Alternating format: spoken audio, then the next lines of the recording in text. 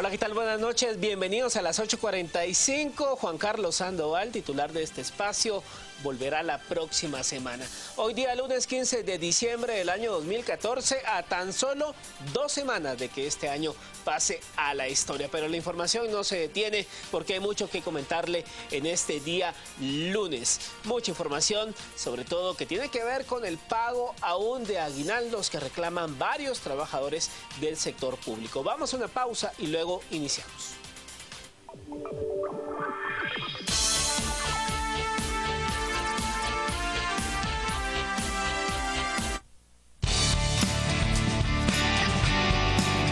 Estamos presentando a las 8:45.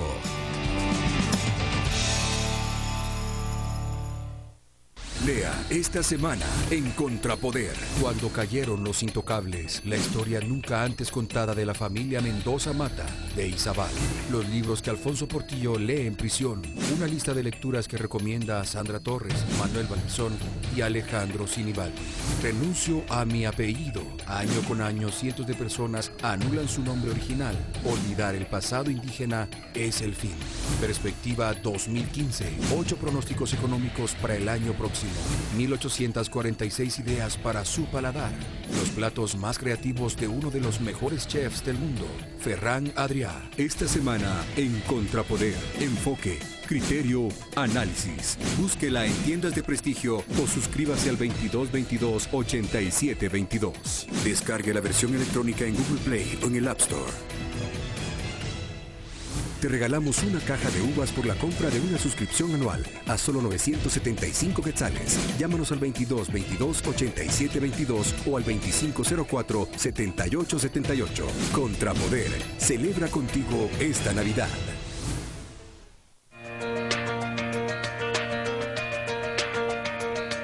Avanzamos. Avanzamos en tecnología.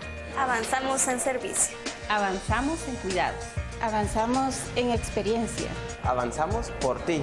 Y seguimos innovando. Seguimos trabajando. En equipo. Con pasión. Y seguimos. Seguimos aquí. Centro Médico. Pasión por la vida. Bravia.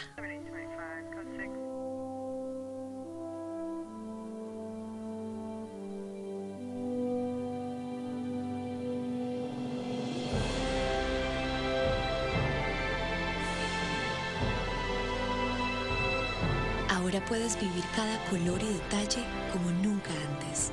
Bravia 4K con Motion Flow.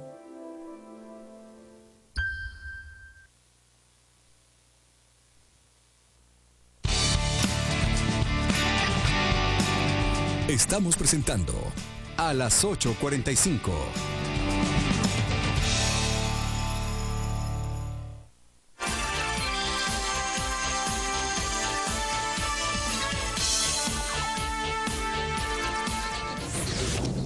Azúcar de Guatemala presenta los titulares.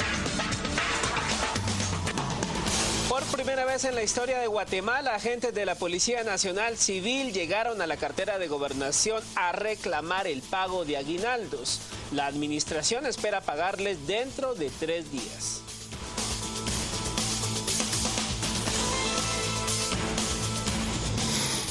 La cartera de Salud Pública anunció que instalará un sistema de vigilancia en el Hospital de Salud Mental Federico Mora con al menos 41 cámaras de seguridad y otras medidas de control, entre ellas pruebas de polígrafo para los trabajadores. La comisión postuladora para el directorio de la SAT inició con reuniones hoy. Los 18 integrantes eligieron a Carlos Alvarado, rector de la USAC, como presidente.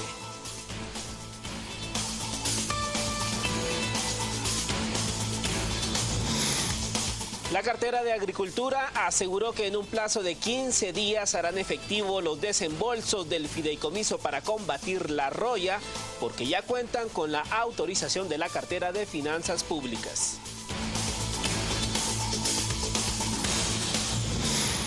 En información internacional, en Alemania, preocupación por parte de las autoridades ante las crecientes muestras de rechazo contra el Islam.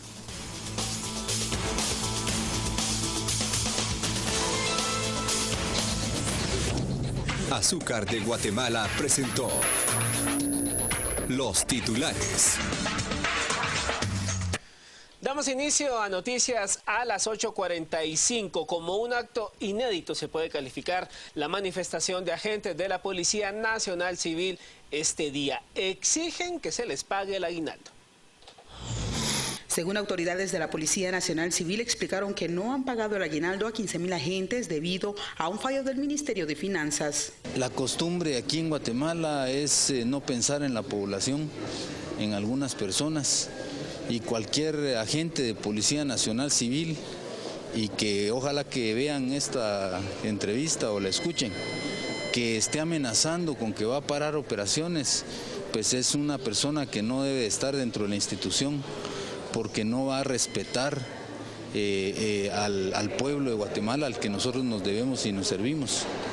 Yo aquí no pregunté, ya me depositaron mi aguinaldo para seguir trabajando.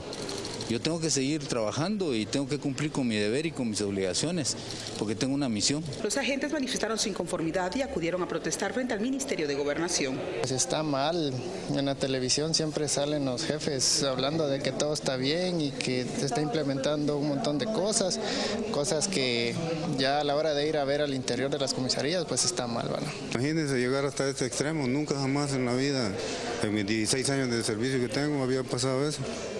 De que nos habían dejado sin aguinaldo o qué sé yo, póngale que en el sueldo a veces le descuentan hasta 300, 200 quetzales a uno, sin tener ninguna justificación. Algunos de los policías, quienes no quisieron aparecer en cámara por temor a los superiores, dijeron que algunos solo recibieron 290 o 400 quetzales como aguinaldo y esto no les alcanza. Y al término del gabinete de gobierno esta tarde, el ministro de Finanzas Públicas aseguró que no se han hecho efectivos los pagos de los aguinaldos para agentes de la PNC por un error de su cartera. Problema en el paso de la nómina del aguinaldo. Y en ese sentido, el Ministerio de Finanzas y el Ministerio de Gobernación están haciendo los análisis del caso para revisar estas asignaciones y esperaríamos que dentro de... Cambiamos ahora de tema, le contamos que el Tribunal Supremo Electoral anuncia que se iniciará una investigación para determinar si la actividad donde participó ayer Manuel Valdizón y que derivó en una tragedia es propaganda anticipada o no. La actividad partidista ha ocurrido en Sololá por el partido líder, es el conocimiento del Tribunal Supremo Electoral, pero admite que se debe esperar a que las extensiones de dicha casa en aquella región informe y así establecer si existió campaña anticipada o proselitismo. Bueno, es lo que les repito, a partir de la labor que realizan los delegados municipales y departamentales y el informe que ellos emiten, Inspectoría General empieza a recabar todas las pruebas y en base a eso se analiza en qué pudo haber incurrido con esta actividad. Pudo haber estado enmarcada dentro del proselitismo, pero pudo haber estado enmarcada dentro de la campaña política anticipada. Así que este resultado va a venir después de un estudio que se haga y van a ver las decisiones que tomen los órganos previa estudio de la ley. Es decir, se puede llegar a concretar en que puede ser una sanción o puede ser una amonestación, ¿verdad? Bueno, regularmente se tarda entre 15, un mes, hasta 2 meses para establecer realmente en qué se pudo haber incurrido. Ochoa afirma que mantiene un monitoreo constante de la actividad política de los partidos políticos, pero apela al apego de la ley de los distintos partidos para respetar la ley y dice que han sido varios los sancionados por realizar campaña anticipada. Bueno, han sido varios. Hay muchos reincidentes, particularmente los que tienen más capacidad de incidencia mediática. El partido líder tuvo actividad este fin de semana y como parte del evento rifaba una motocicleta, lo que provocó que las personas se subieran a la tarima. Esta se desplomó y un niño falleció. Sin embargo, el suceso en sí no es pertinencia del tribunal, según el funcionario. Y elementos de socorro que atendieron la emergencia confirmaron el fallecimiento de un menor de 4 años de edad y varias personas heridas. En el parque central del sector conocido como La Ceiba, ubicada en Santa Catarina, Ixtahuacán, Sololá, se desplomó un graderío de madera, el cual lesionó a varias personas que se encontraban en una actividad pública. Al lugar acudieron paramédicos de bomberos voluntarios de las compañías 91, 63 y Sexta, quienes auxiliaron a 7 menores quienes presentaban golpes y posibles fracturas. Luego de estabilizarlo, los trasladaron a la emergencia del Hospital Nacional de Mazatenango. Fueron identificados como Juan Soc, de 9 años, Álvaro Zun, de 12, Israel Choi, de 4, Micaela Carrillo, de 7, Ana Shosh, de 14, Alberto López, de 8, Martín Andrade, de 4 años de edad. Todos estos menores fueron ingresados al área de pediatría del Hospital Nacional de Mazatenango. Lamentablemente, en el lugar de este incidente quedó fallecido otro niño de aproximadamente 4 años de edad, el cual no fue posible identificar. Este lunes quedó integrada la comisión postuladora que tendrá a su cargo elegir la nómina del directorio de la SAT. El rector de la USAC presidirá dicha comisión. Ya la comisión procedió a elegir al presidente de la comisión y al secretario y un secretario suplente de apoyo a la secretaría, que es un trabajo bastante importante en esta comisión.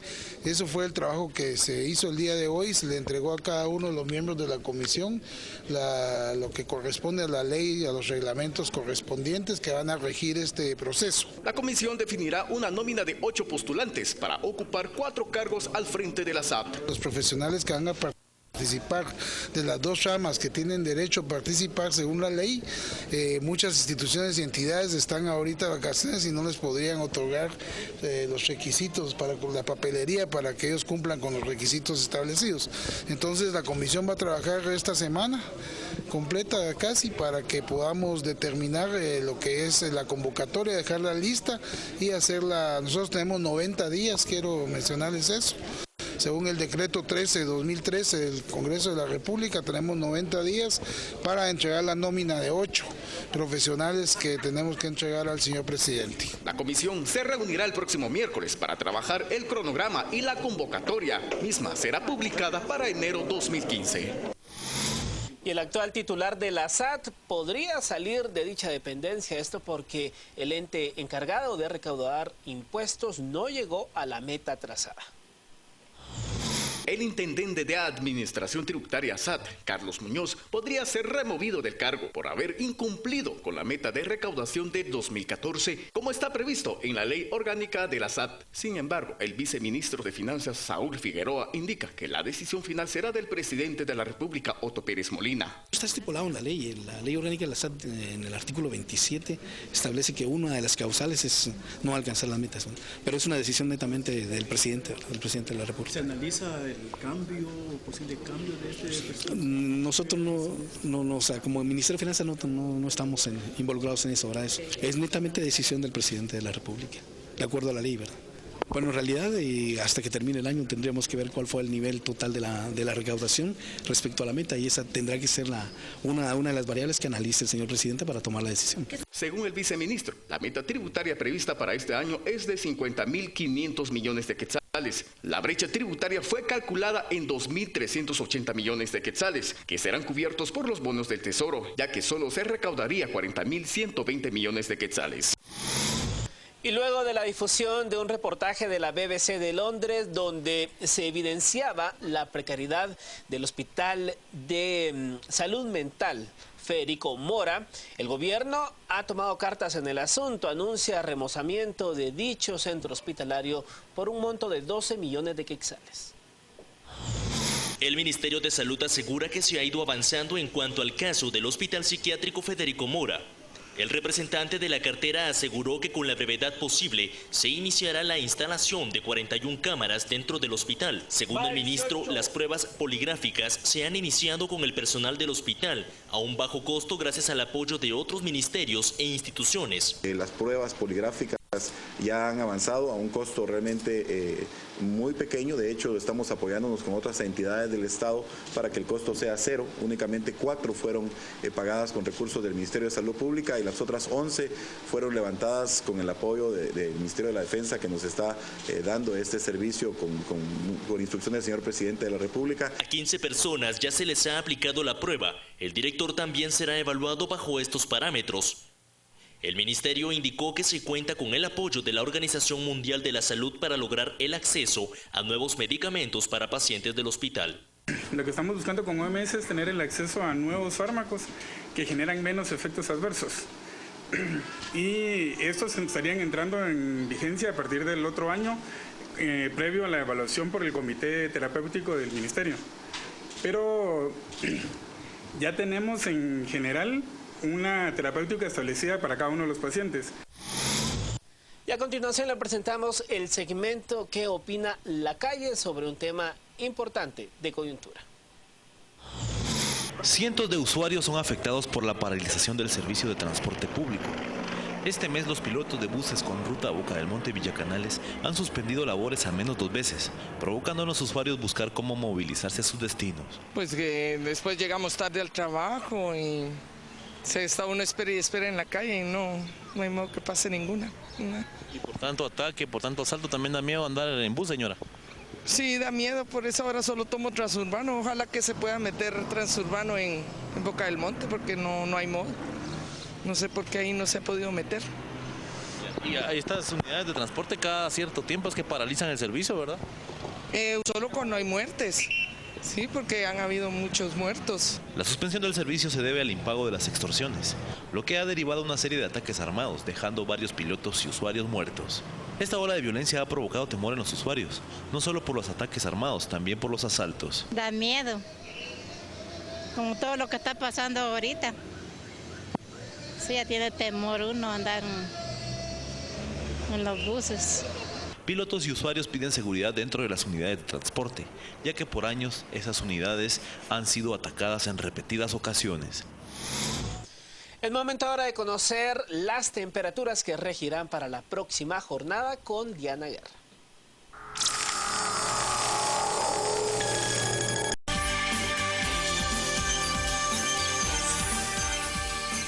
Buenas noches, bienvenidos a las 8:45. Pablo Hurtado y Juan Luis Font, hoy día lunes, listos para arrancar con la primera conversación de la noche. Y siendo ya el 15 de diciembre, pues tenemos la tentación, Paola, de empezar a pasar revista del año. Hacer corte de caja. Queremos hacer corte de caja y hemos invitado al Procurador de los Derechos Humanos, Jorge de León Duque, para que nos ayude a arrancar con ese ejercicio de revisión. ¿Qué fue valioso? ¿Qué fue verdaderamente costoso durante el año 2014? ¿Qué podemos esperar del 2015? Gracias, señor Procurador. Paola tiene la primera pregunta. En términos generales, el caso emblemático de derechos humanos que marcó el 2014, según la silla que usted ocupó en este año, ¿cuál sería? El caso Chixoy. Yo decía que Yo pensé que me iba a decir los pajoques, la matanza de San Juan Zacatepec. Reúne varios elementos muy puntuales, graves y grandes violaciones a los derechos humanos por parte del Estado, lo cual tristemente fue una tradición hace muchos años, sobre todo durante el conflicto armado. Y hoy se reconoce públicamente que se dieron esas graves violaciones, se pide disculpas incluso por parte del presidente de la República y se hacen reparaciones individuales y colectivas. Es decir, cierra ese círculo del que tanto ha hablado y tanto nos causa enfrentamiento y seguimos marcando diferencias entre o señalando y buscando lo que nos divide y no lo que nos une. El caso de San Juan Zacatepec es un caso desastroso, un caso que realmente lo lamentamos muchísimo, pero que no ha tenido una solución.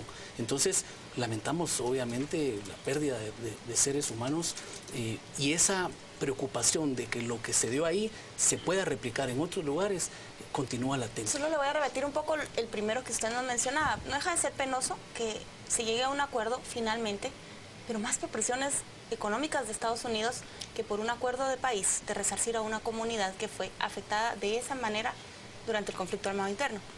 Sí, puede ser, pero yo creo que el resultado es acá lo valioso. Los representantes de las 33 comunidades, luego de haber tenido mucha paciencia, mucha madurez, dieron de ejemplo de cómo se puede estar sentado en una mesa. Y yo me sentí honrado porque me pidieron que como procurador fuera quien dirigiera estas últimas 2 reuniones y la última, que fue la del 14 de octubre, mostraron ambas partes, debo decirlo con absoluta transparencia, voluntad de solventar. Había datos con los que el gobierno no quería dar marcha atrás y lo hicieron, al igual que las comunidades. Entonces creo que sí. Lo que veo, procurador, es que usted está privilegiando o favoreciendo, digamos, un caso muy complejo, pero en el que hubo solución. Sí. En cambio, prefiere no resaltar el caso de los pajoques, que es un caso que pareciera representar todo el riesgo que corre este país. Sí. Esa gran confrontación de la que apenas nos hacemos cargo y sobre todo de la que apenas se hace cargo la dirigencia política del Estado. ¿No le angustia ese tipo de casos? Sí, por supuesto. Por eso es que cuando vemos un caso solventado de esta manera, donde hay responsabilidad, madurez, aún con las presiones a las que Paola hacía referencia, pero vemos una luz al final del túnel y es un mensaje de que las cosas se pueden dialogar y se pueden solventar pacíficamente, sin seguir enfrentándonos, sin seguir buscando, en muchos casos, responsabilidades que no vienen al caso. ¿Se puede encontrar acuerdo en San Juan Zacatepeques para que convivan una planta cementera que en apariencia es apoyada por buena parte de la población y unas comunidades que se oponen a la existencia de esa planta cementera? ¿Se puede encontrar acuerdo ahí? Sí, yo estoy convencido que se puede lograr un acuerdo. De hecho, hace aproximadamente un mes tuvimos una reunión en la que fuimos invitados de nuevo como testigos y hubo una serie de solicitudes y de planteamientos de los líderes de estas comunidades, donde decían que podrían incluso aceptar muchas de estas situaciones a las cuales se han opuesto, pero que querían algo a cambio. Y están en todo su derecho de pedir. Yo siempre he dicho que... ¿Usted ve margen de negociación? Yo creo que sí. Hay una posibilidad cierta de que estos temas se puedan llegar a cabo con muchísimo chance positivo de solventarlos, pero en algunos ahí nos topamos con un muro importante. Por ejemplo, a veces, o en muchos de los casos, piden que quiten las órdenes de captura, que ya no haya persecución en contra de tales o cuales dirigentes. Y ahí es donde está hoy el estira y encoge. Pero creo que con voluntad, con responsabilidad, se puede lograr muchísimos de los acuerdos en todos estos temas que en muchos de los casos son originados por algunos proyectos, por falta de información, diría yo, en la gran mayoría de los casos, y que hoy muchos de los empresarios están entendiendo y han entendido ya que hay que informarle a la gente, hay que hacerlas partícipes de estos proyectos y todo caminaría más o menos bien. Entre sus pronunciamientos y condenas morales, ¿puede citarnos otros 5 casos representativos de este año?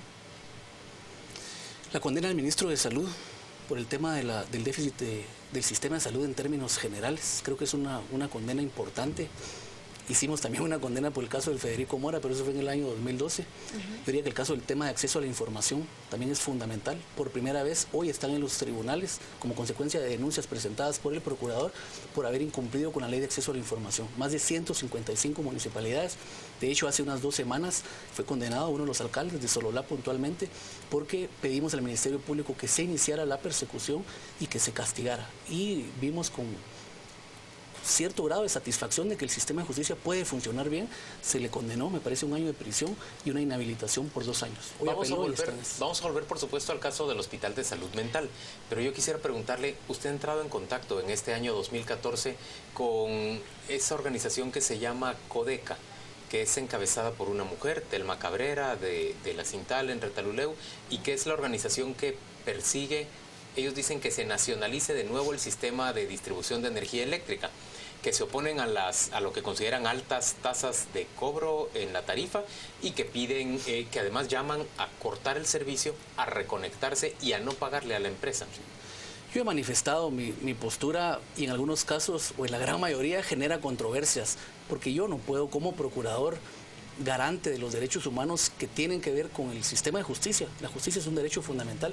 No puedo avalar a quienes actúen al margen de la ley. No se puede permitir ni tolerar ese chantaje sobre pretexto de que está muy caro, etcétera. Lo hemos hecho, hemos presentado también acciones por el tema del alumbrado público, que se dan grandes injusticias, pero sí, a la institución han llegado en la dirección de mediación, han habido algunos intentos de mediar, de sentarnos y de solventar algunos temas muy puntuales, pero en el caso de CODECA o cualquier entidad que actúe al margen de la ley, yo como hombre formado en derecho no puedo aceptar este tipo de actitudes que son crímenes, son ilícitos y se deben perseguir penalmente. Usted no nos mencionó en esa lista el pronunciamiento que hizo por la elección de magistrados. Su comunicado fue muy enfático. Usted se unió a esa voz de pedir que se repitiera el proceso.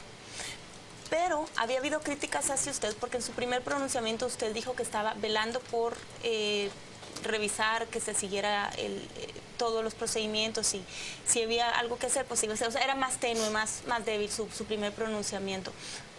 ¿Por qué cambió usted una a otra? Y al final, ¿cómo evalúa usted toda esa oposición que hubo? Todo el proceso tuvo una serie de anomalías que fueron evidentes y nuestra tarea fue durante todo el proceso, que lo seguimos, todo haciendo recomendaciones en cuanto a las tachas, pero a veces no se ve lo que hacemos porque a veces pareciera que hace falta salirlo gritando a los cuatro vientos en todos los medios y no siempre ni se da la cobertura ni es del interés del caso.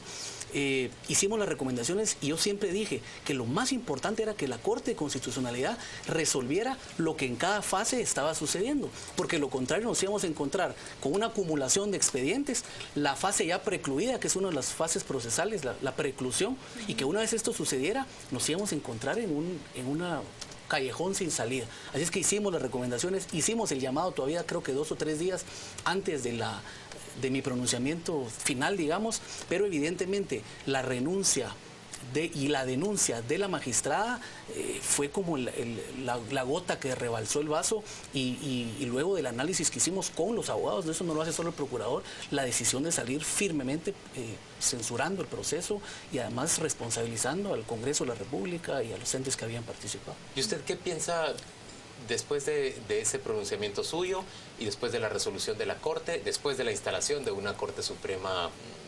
Entiendo que usted ya visitó al presidente de la nueva Corte, de las Cortes de Apelaciones. ¿Qué piensa de nuestro proceso y de nuestro organismo judicial? Indudablemente el sistema judicial está muy mal.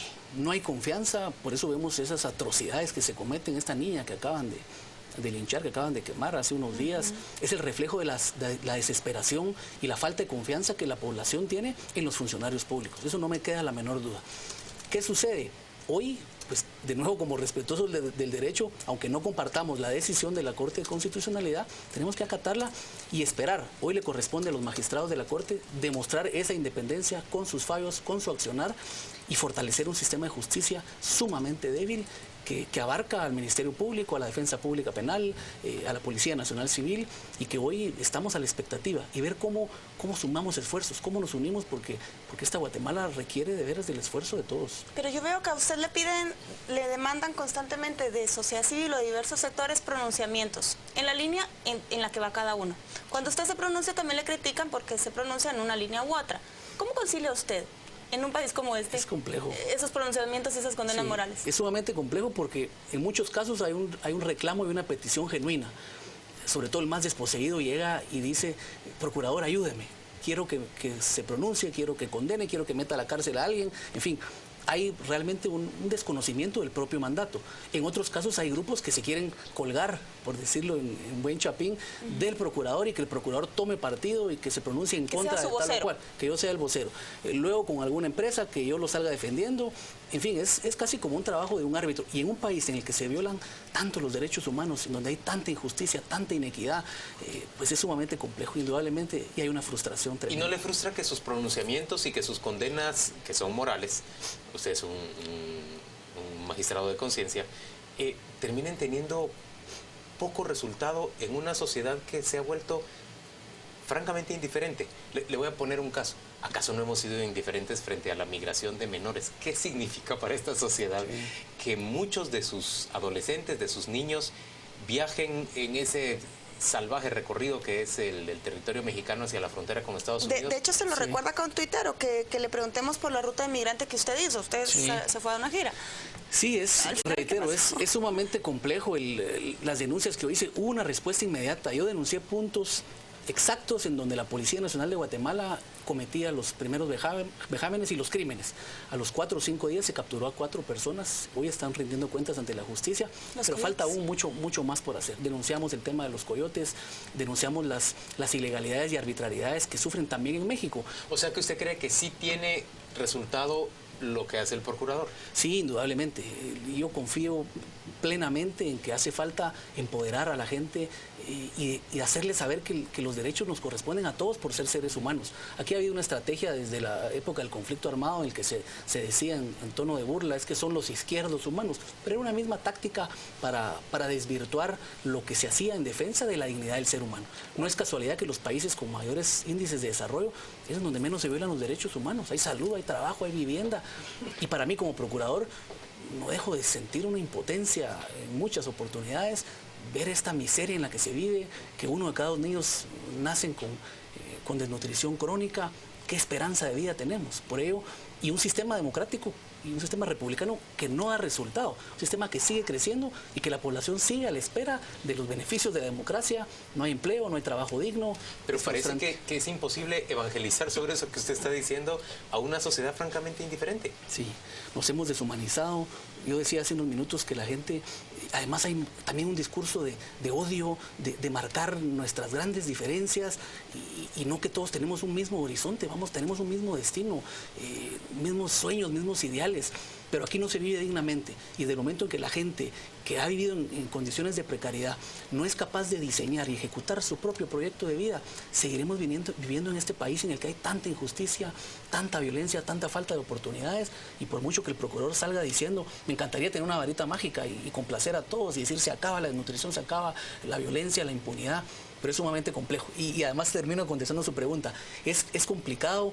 Yo siempre lo dije, yo no estoy aquí para ganar votos y ganar aplausos, no me interesa en lo más mínimo en dejar una institución sólida, eso sí, en además hacer un llamado a la gente valiosa, los que hemos tenido la oportunidad de educarnos, de tener acceso a la educación superior, tenemos una enorme responsabilidad de participar, porque podemos hablar de cambiar sistemas y cambiar, pero si la misma gente es la que participa, los resultados serán exactamente iguales, aunque nos soñemos y pensemos en un país distinto, con un nuevo sistema de gobierno, incluso con una nueva constitución, lo que se nos ocurra. Pero si los que participan son exactamente los mismos, los resultados no van a cambiar, y eso lo tenemos que tener claro. Un alcalde de Totonicapán recibió una condena por negarse a dar información pública, un caso en el que usted intermedió. Sí. Pero un alcalde también, que casualmente es el hijo del presidente de la República, en Misco, no ha cumplido con todos los requerimientos que le ha hecho la prensa ni con las denuncias que se han hecho de denegación de información. ¿Hasta dónde llega su posibilidad de intervenir en negaciones de información como esa? Si hablamos de dos alcaldes, se supone que los dos tendrían que haber enfrentado el mismo proceso. Igual. Y sabemos que políticamente eso es inviable. Sí. No debería haber ninguna diferencia. Hay un procedimiento que establece la ley de acceso a la información, que hay que agotar los recursos, pedir un recurso de revisión, y si este es denegado, acudir y presentar una acción de amparo, y en fin, el procedimiento debe ser exactamente igual ante el alcalde de Misco, ante el alcalde de Sololá, el alcalde de Guatemala. No debe haber ninguna diferencia, y es ahí donde el poder del ciudadano debe hacerse valer. Pero el poder del procurador no topa en un paredón cuando se trata del poder ejecutivo, las altas autoridades. No, de ninguno. De hecho, hemos tenido algunas controversias, algunas críticas que hemos hecho, que es realmente la posición del procurador. Y jamás, y lo he dicho públicamente, he recibido una crítica o una censura, nunca, de parte de ninguna autoridad del Ejecutivo. Algunos ministros quizás sí se han molestado en una oportunidad con el tema de la entrega de los fertilizantes, la condena que hicimos al ministro de Salud hace algunos meses. A algunos no les gusta la tarea del procurador, pero me corresponde fiscalizar. Lo que hemos tratado de hacer, y creo que hemos logrado con éxito, es primero la confianza en las comunidades, en el interior del país. Hay mucha conciencia de lo que podemos hacer. Hacemos un trabajo silencioso, y hoy lo puedo decir con absoluto conocimiento de causa.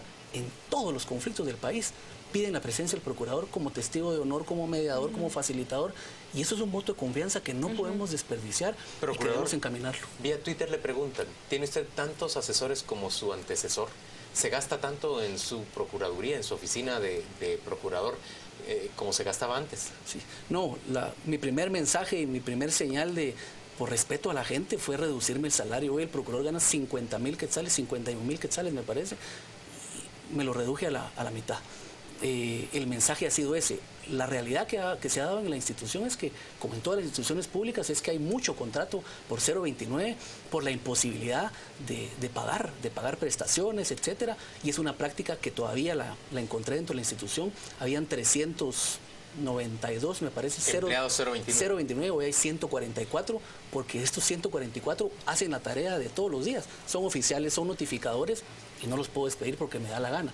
Hoy parte de nuestras metas, y con el aumento que estamos casi seguros que nos hizo el Congreso de la República, podemos dignificar al trabajador, y que la institución sea ejemplo de que los trabajadores reciben un trato digno y que pertenecen a un renglón 011 con sus prestaciones laborales, que es lo que corresponde. Cerremos esta conversación diciéndonos usted qué le inspira esperanza o alguna ilusión en el año 2015. Tan pesimista me están viendo, ¿verdad? Pero más bien de nuestro lado. Va a ser un año sumamente complejo. va a ser un año electoral en el que se habla de que se puede dar mucha violencia electoral, hay presencia del crimen organizado en los poderes locales, esto es innegable, pero no podemos perder la esperanza. Cosas buenas tendrán que venir.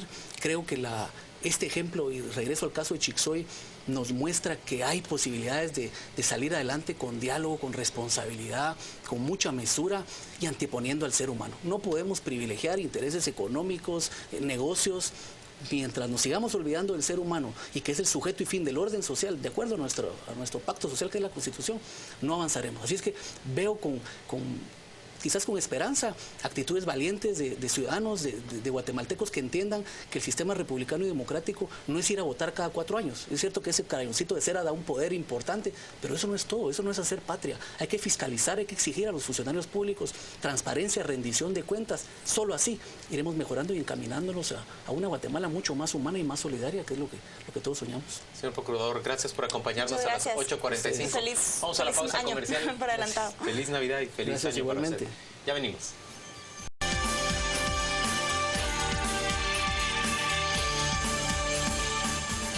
Estamos de vuelta a las 8:45 y ahora tenemos como invitados a Mario Archila, quien es analista en temas económicos y tributarios, y a Elmar Velázquez, quien es director de la CONGECOP. A ambos les hemos invitado para conversar alrededor de una pregunta que yo ya les planteé fuera de cámara, pero ahora les vuelvo a plantear para beneficio de nuestra audiencia, ¿verdad? Ni modo que ellos no se enteren. En realidad, ¿es tan grave que se puede ejecutar obra pública por medio de organizaciones no gubernamentales encargada por los consejos de desarrollo departamental a estas ONGs? ¿O solo nos están asustando con el petate del muerto? Y enriquezco la pregunta o el planteamiento a partir de este punto.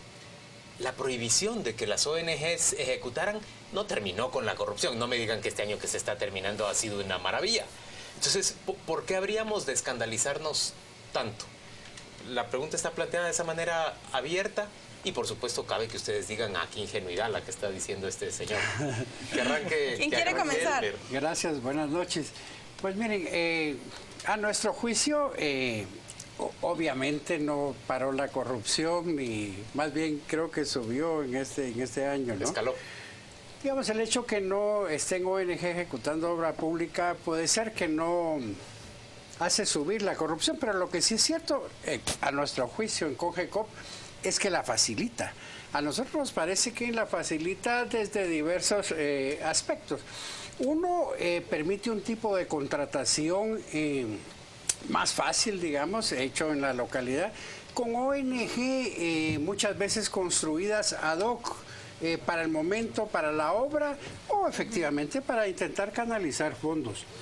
Pero de otro lado lanza un mal mensaje a la sociedad a nuestro juicio sobre el rol de la organización social en este país y en particular de las ONG. Digamos, la ley de las ONG en ninguna de sus partes menciona que nosotros podemos hacer contratación de obra pública, digamos.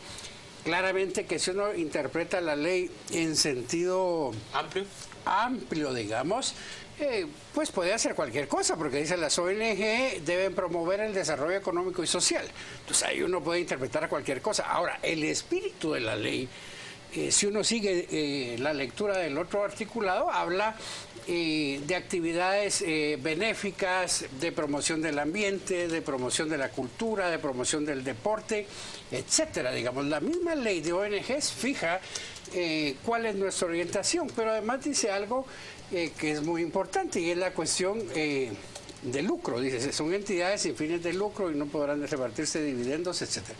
Entonces, este tipo de uso que hacen los políticos, porque ese es el otro elemento, que son políticos en el Congreso, políticos de las municipalidades, etcétera, los que, a nuestro juicio, amañadamente hacen uso de las ONG en esa dirección.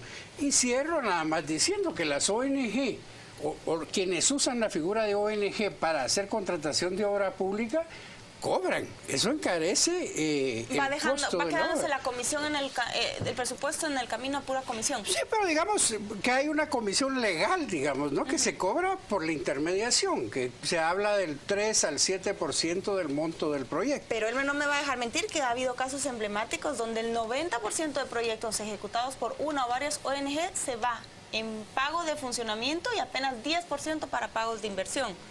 Hay casos así que se denunciaron en su momento cuando en el gobierno de la UNE se puso ese candado o esa prohibición para las ONG. Sí, lo que sucede es que, mire, si revisamos la historia, incluso hay alrededor del 40% de las obras encargadas a ONG en ese gobierno que usted menciona no fueron terminadas. Es decir, cada vez que se ha utilizado... Solo se hizo el primero, el segundo aporte. Y la obra no se termina. Caminó nada. Es que miren, no hay que olvidar además que se está jugando con una figura jurídica en un tipo de obras para la cual no se tiene experiencia. Miren, los ejemplos que hay son muchos, ¿no? Uno los puede encontrar por todos lados. Hasta construcción de casas. Mire, tal vez uno de los casos por absurdos que sonó más fue aquel de las ONG contratadas por el último ministro de Gobernación del FRG para el mantenimiento de armas. Era una fundación cuya dedicatoria fundamental era combatir la pobreza extrema. Entonces, hay una patraña en el asunto, eso definitivamente. Mario, ¿es realmente de gran riesgo que las ONG se ejecuten obra pública o nos asustan con el petate del muerto? Esa pregunta casualmente me la hicieron en la mañana para iniciar un análisis y yo decía, bueno, esto... Eso puede decir que no es muy creativa la pregunta, pero bueno, ¿qué más da? No, y era un análisis y yo decía, miren, el riesgo de querer uno analizar esto es que uno tiene que pensar como malo para ver cómo se me ocurre usarlo y al rato cuando uno no se dedica a esos asuntos es más difícil encontrarle, pero partamos del hecho de que la prohibición existe y ahora quieren saltarse la prohibición. Pusimos la prohibición y ahora quiero, por medio de alguna marufia legislativa, eludirla, darle la vuelta. Esto ya indica de que sí sirven para eso. Porque si no sirvieran para eso, nadie quisiera utilizarlas. Las figuras como fundaciones... También indica, como nos dijo aquí el señor Barquín del Partido Líder, que agiliza la ejecución de obra. Que ellos dicen que realmente se había entrampado mucha de la ejecución al depender solamente, al cesar las ONGs de poder ejecutar.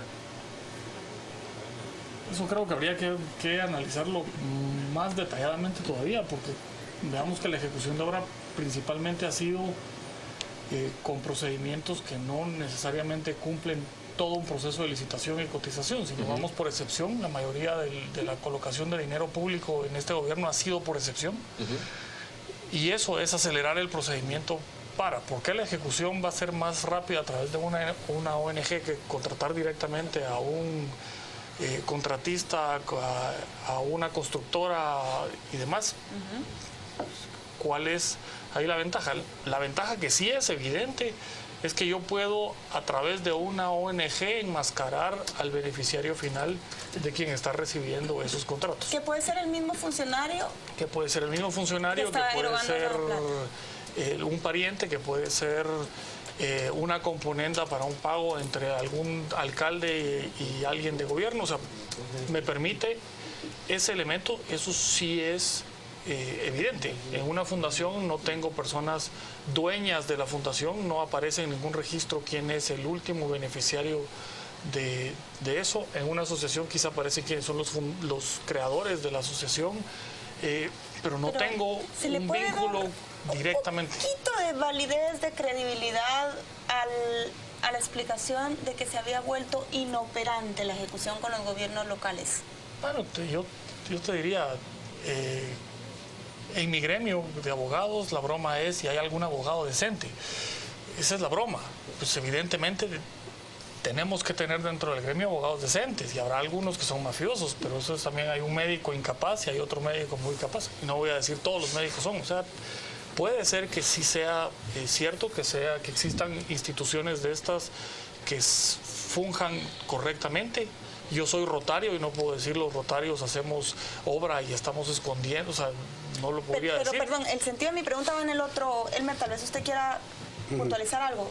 ¿Se le puede dar credibilidad a que los gobiernos locales son incompetentes para ejecutar esas obras y que deberíamos de abrir el abanico para que ONGs participen? ¿Hay algo de sensato en eso? No, a nosotros no nos parece, digamos. No nos parece en el sentido que frente a un mal, digamos, no tiene ningún sentido abrir la puerta a un mal que puede ser peor. No nos parece que miren, las municipalidades en este país, para hablar de las municipalidades, incluso los consejos de desarrollo, están bajo programas de capacitación, de fortalecimiento institucional desde hace muchos años, digamos, pero a nosotros nos parece que el asunto no está solo en eso, sino, miren, la Contraloría de Cuentas tampoco opera. O sea, hay un sistema que se va pervirtiendo, digamos. El registro... Estamos por elegir a un controlador que sabemos que no va a operar, que no llega a operar. Entonces, digamos, hay una perversión generalizada que nos parece a nosotros que ese es el problema. Porque decía acá el abogado muy bien, los registros. Bueno, está bien, mire, las ONG estamos obligadas a registrarnos en el Ministerio de Economía. Por ley. Nadie lo hace y no pasa nada, digamos. Eso ya ayudaría un poco a saber quién está ahí, etcétera, ¿no? Luego está el registro del Ministerio de Gobernación, que es un poco más confuso porque registra asociaciones, fundaciones, iglesias, etcétera, ¿no? A nosotros nos parece que la perversión está en el sistema. El sistema es el que hace proclive a funcionarios, etcétera, hacia la corrupción. O más que los hace proclive, estos aprovechan la puerta. Entonces, las ONG resultamos siendo, digamos, no víctimas del sistema, sino simplemente organismos o mecanismos utilizables de manera fácil para esquilmar fondos públicos. Rodrigo Arenas nos dice vía Twitter que realmente es muy malo que se le permita a las ONG ejecutar obra. Dice, se roban hasta el 60% de lo que ejecutan. La calidad de los puentes, carreteras y dragados que realizan son fatales. La pregunta es, ¿eso dejó de ser de mala calidad o dejó de haber, digamos, un robo exagerado en la obra pública con la desaparición de las ONG? Creería que las evidencias indican que no desapareció, simplemente complicó el proceso. Yeah.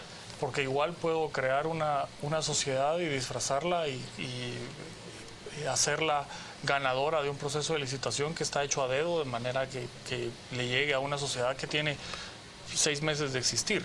Y lo hemos encontrado. ¿De veras será misión imposible fiscalizar la ejecución de una obra por parte de una ONG? Es que ahí es donde nosotros, por ejemplo, nosotros no creemos la versión que daba en uno de estos programas la señora Contralora, que decía, tenemos prohibición de fiscalizar a las ONG, pero eso no es cierto. Prohibición y poca voluntad. Yo creo que simplemente es poca voluntad, porque la Constitución... O habilidad podríamos... Yo creo que se hacen un poco, digamos, de la vista gorda, que tienen mucho trabajo ya con las entidades de gobierno, que además de ir con las ONG no les da tiempo. Pero si no es fiscalizable, entonces no debería poder recibir dinero. Aunque yo no he encontrado nunca donde dice que es prohibido. Sí, es que ¿Lo has buscado como abogado? Sí, porque cualquier persona que reciba bienes o dinero del Estado es sujeto a fiscalización de Contraloría General de Cuentas. Cualquier persona que reciba donaciones del Estado, cualquier persona que reciba y recolecte fondos del público está sujeto a fiscalización por la Contraloría. O sea, no he encontrado esa excusa de que es prohibido. No sé de dónde la han sacado, porque realmente ya la busqué por todos lados. En la Constitución no dice que la Contraloría no lo puede, le da funciones de fiscalización de cualquier persona que reciba fondos públicos. Señores, ¿qué necesitaríamos para vencer este sistema, decía Elmer, que en realidad propicia la corrupción, perdona la corrupción, normaliza la corrupción? ¿Qué necesitaríamos en el país para que eso empiece a cambiar? Ya se ve que la Fiscalía contra la Corrupción pues no está en el equipo. Sí. A nosotros nos parece que la tarea realmente es profunda, es grande para los guatemaltecos, es una falencia de la democracia, por lo menos de la democracia a la guatemalteca, aunque ha pasado en otros países. A nosotros nos parece que hay que encarar el problema de fondo. En ese sentido, desde las reformas a la ley electoral, que a nosotros nos parece un paso clave, digamos, que no es inmediato, por supuesto, su efecto, pero que es clave y hay que enfrentarlo. Nos parece que hay que fortalecer también la organización social, un tipo de organización social honrada, decente, no un tipo de organización social para contribuir al robo de los bienes del Estado. Nos parece que la cosa es de esa magnitud y de esa profundidad. Con este tipo de funcionarios la cosa, nosotros creemos que lamentablemente no va a cambiar. Tenemos que profundizar el asunto, batallar y enfrentar la cuestión tal cual es. Es una falla sistémica que tiene que ver con las personas que administran este Estado y sus instituciones, del cual en este caso las ONG pues salimos a la palestra muy señaladas. Nosotros como sector hemos tomado distancia de ese tipo de ONG. ¿Ustedes no ejecutan obra pública? No ejecutamos obra pública y nos parece que las ONG tenemos algunas capacidades para ejecutar algunas cosas, educación, qué sé yo, apoyo a la agricultura pequeña, etcétera. Pero no hacer dragado de ríos. Da tiempo para una pregunta rápida. Da una. Nosotros somos muy mal pensados y cuando vimos esa apertura de la puerta, pensábamos, bueno, ahí hay una componenda entre el PP y Líder para beneficiar a sus candidatos locales con esta nueva carta de negociación. Pero yo pregunto a Elmer y Mario, ¿ustedes lo ven así o qué explicación le encuentran a esta nueva disposición? Pues mira, uniendo los puntos, si lo que dicen es facilita y acelera el proceso de ejecución, estamos en año electoral.